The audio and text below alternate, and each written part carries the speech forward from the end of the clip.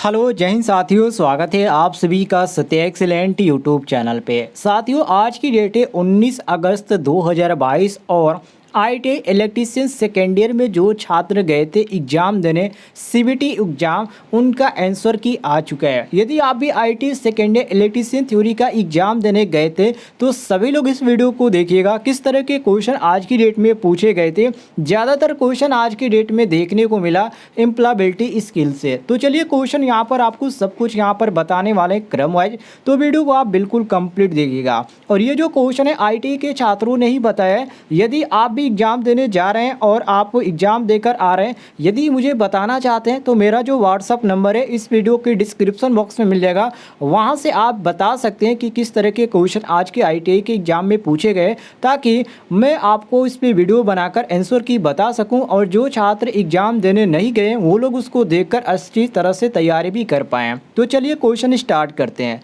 पहला क्वेश्चन इसमें आईटीआई के छात्रों ने भेजा कि इसमें पूछा जा रहा है कि एक त्वरित आत्म परिचय कहा जाता है। A option elevation pitch, B option elevator tone, C option elevator pitch और डी ऑप्शन देंगे एलिवेशन टोन। तो साथियों यहाँ पर सही हो जाता है ऑप्शन नंबर सी, जिसको एलिवेटर पिच बोला जाता है। सी ऑप्शन क्वेश्चन के अनुसार हमारा करेक्ट आंसर हो जाएगा। सभी लोग मिला लीजिएगा। आगे बढ़ते हैं अगले क्वेश्चन पे, जो कि अगला क्वेश्चन इसमें पूछा जा रहा है। क्वेश्चन यहाँ पर कि छुट्टी पत्र लिखना, आगे यहाँ पर रिक्त स्थान है और लिखा गया है कि संचार का हिस्सा है। छुट्टी का पत्र लिखना ये किस संचार का हिस्सा है? औपचारिक कार्यस्थल का, या बी ऑप्शन अनौपचारिक कार्यस्थल का, या सी ऑप्शन गैर मौखिक कार्यस्थल का, या डी ऑप्शन कोई नहीं। तो साथियों यहाँ पर सही हो जाता है ऑप्शन नंबर डी, बिल्कुल करेक्ट आंसर। इनमें से कोई भी नहीं। छुट्टी का पत्र लिखना जो है ये आपका जो साथियों आता है एक कॉलेज के अंतर्गत भी आता है। आप कोई भी यहाँ पर इंस्टीट्यूट में काम करते हैं या कोई भी संस्था के अंतर्गत आप काम करते हैं तो उसके अंतर्गत आता है। तो यहाँ पर इसमें कोई भी ऑप्शन हमारा मैच नहीं कर रहा है। आगे देखते हैं अगले क्वेश्चन को, जिसमें अगला क्वेश्चन यहाँ पर साथियों पूछा गया था कि मोहल्ले में पानी की किल्लत है, क्षेत्र है। ये किस तरह का क्षेत्र होगा यदि मोहल्ले में पानी की किल्लत है? तो प्रदूषित होगा, या शोर, या सूखा होगा, या असमतल होगा। तो इसमें आपका सही हो जाता है ऑप्शन नंबर सी, सूखा होगा। सी ऑप्शन हमारा क्वेश्चन के अनुसार करेक्ट आंसर हो जाएगा। सभी लोग मिला लीजिएगा। आगे बढ़ते हैं अगले क्वेश्चन पे, जिसमें साथियों अगला क्वेश्चन इसमें पूछा जा रहा है कि जब हमारे साथ कुछ अच्छा होता है तो हमें लगता है। ए ऑप्शन यहाँ पर दिया गया कि चिढ़ा हुआ, बी ऑप्शन गुस्सा, सी ऑप्शन क्रोध जैसी और डी ऑप्शन दिए गए यहाँ पर खुशी जैसी सकारात्मक भावनाएं। तो देखिए जब हमारे साथ कुछ अच्छा होता है तो हम क्या करते हैं, बिल्कुल यहाँ पर साथियों खुश हो जाते हैं कि हाँ बिल्कुल मेरे साथ क्या हुआ, अच्छा हुआ है। तो यहाँ पर सकारात्मक सोच होती है और हमारा खुशी यहाँ पर होती है। तो ऑप्शन नंबर डी हमारा क्वेश्चन के अनुसार बिल्कुल करेक्ट आंसर हो जाता है। सभी लोग मिला लीजिएगा। आगे बढ़ते हैं साथियों अगले क्वेश्चन पे, जो कि अगला क्वेश्चन पूछा जा रहा है कि दिए गए विकल्पों में से पेशेवर नेटवर्किंग प्लेटफॉर्म की पहचान करें। A option Facebook, B option Snapchat, C option LinkedIn और डी ऑप्शन देंगे व्हाट्सअप। तो जो यहाँ पर पेशेवर नेटवर्किंग प्लेटफॉर्म के अंतर्गत आता है साथियों, यहाँ पर आपका आता है जिसको लिंक्डइन के नाम से जाना जाता है, जिसपे आप यहाँ पर नेटवर्क के द्वारा आप किसी भी यहाँ पर जॉब की तलाश कर सकते हैं या अदर जो भी इसमें सुविधा होती है उसके अनुसार आप कार्य कर सकते हैं। सी ऑप्शन आपका क्वेश्चन के अनुसार करेक्ट आंसर हो जाएगा। सभी लोग मिला लीजिएगा।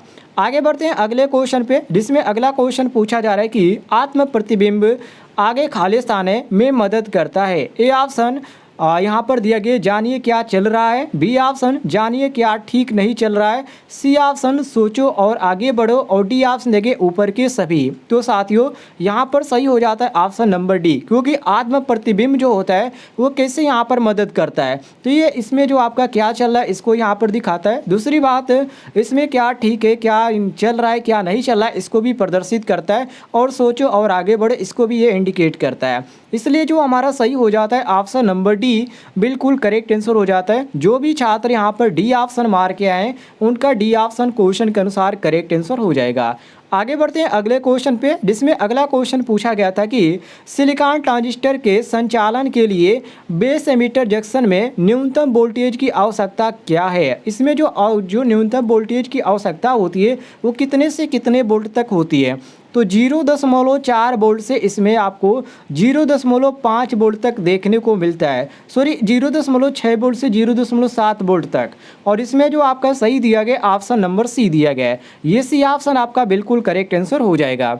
आगे देखिए साथियों अगले क्वेश्चन को, जिसमें अगला क्वेश्चन पूछा जा रहा है कि फुल वेव रेक्टिफायर सर्किट में आउटपुट वोल्टेज क्या है। यहाँ पर जो आपके सामने एक सर्किट दिखाया जा रहा है, इसमें पूछा जा रहा है कि इसमें आउटपुट वोल्टेज क्या होगा। तो इसमें कोई भी आपका आउटपुट वोल्टेज नहीं होगा, क्योंकि देखिए ये जो सर्किट है आपका, यहाँ पर सर्किट पूरा नहीं हो रहा है। यहाँ पर आपका एक ट्रांसफार्मर दिखाया जा रहा है जिसमें आपका AC सप्लाई प्रदान की जा रही है, और यहाँ पर एक डायोड यहाँ पर दिखाया जा रहा है, और यहाँ पर आपका एक डायोड है। लेकिन आप बीच में यहाँ पर देखेंगे तो यहाँ पर कोई भी जो है यहाँ पर सर्किट ये पूरी नहीं हो रही है, एक दूसरे से यहाँ पर मिला हुआ नहीं है।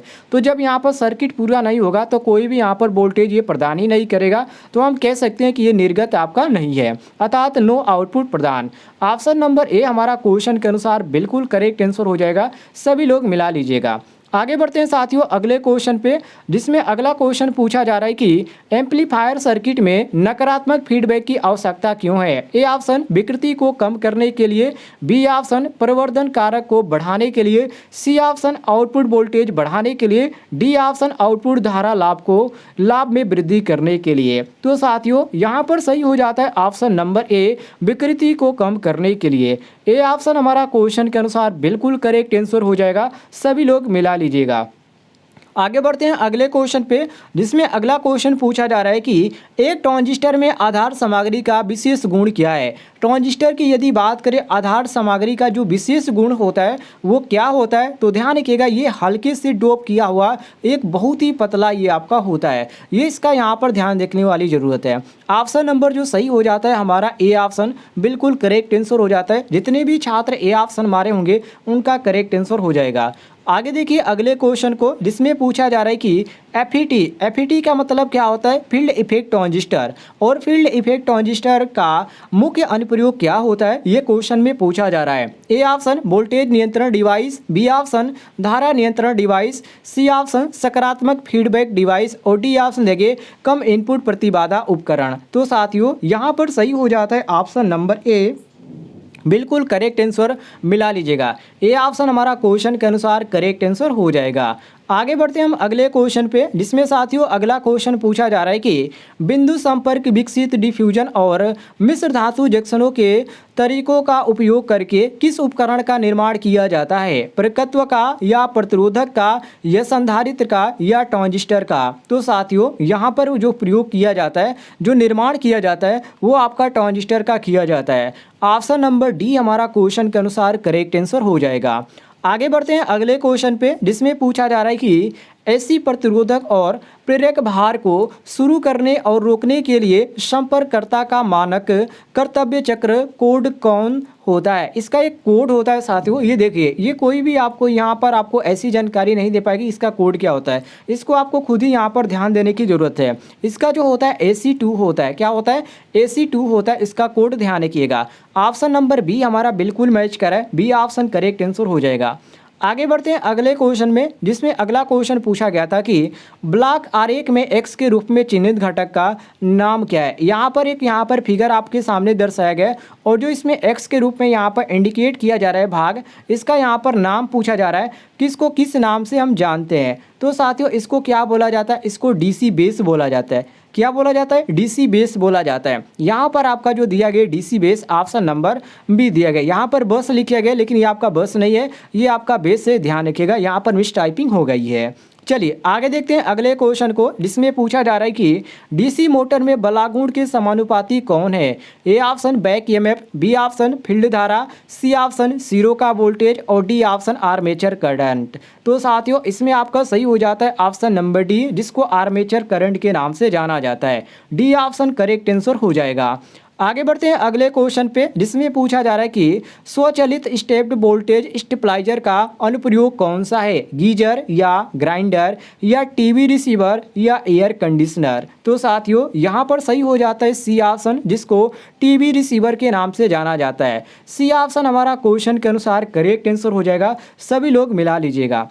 आगे बढ़ते हैं अगले क्वेश्चन पे, जिसमें अगला क्वेश्चन साथियों पूछा जा रहा है कि क्वेश्चन नंबर 184 में कि परमाणु रिएक्टर में नियंत्रण छड़ के रूप में किस सामग्री का उपयोग किया जाता है, थोरियम का या ग्रेफाइट का या कैडमियम का या टंगस्टन का। तो साथियों इसमें किया जाता है कैडमियम का। ऑप्शन नंबर सी हमारा क्वेश्चन के अनुसार बिल्कुल करेक्ट आंसर हो जाएगा, सभी लोग मिला लीजिएगा। आगे बढ़ते हैं अगले क्वेश्चन पे, जिसमें अगला क्वेश्चन साथियों पूछा जा रहा है कि यदि प्रकाश की तीव्रता अधिक है तो सौर सेल का आउटपुट वोल्टेज क्या है। ए ऑप्शन सेल में कोई इनपुट नहीं, बी ऑप्शन आउटपुट वोल्टेज बढ़ जाता है, सी ऑप्शन कोई प्रभाव समान रहता है और डी ऑप्शन दिया गया है कि आउटपुट घटता है। इसका जो सही आंसर हो जाएगा ऑप्शन नंबर बी सही हो जाएगा कि आउटपुट वोल्टेज बढ़ जाता है। साथियों यदि आप डेली जो भी पेपर यहाँ पर हो रहे हैं सीबीटी, इसका यदि क्वेश्चन आंसर पाना चाहते हैं तो नीचे आपको एक रेड कलर का बटन दिखेगा सब्सक्राइब वाला, उसको जरूर दबाएं और बगल में घंटी वाला आइकन को दबाकर ऑल नोटिफिकेशन ऑन कर लें।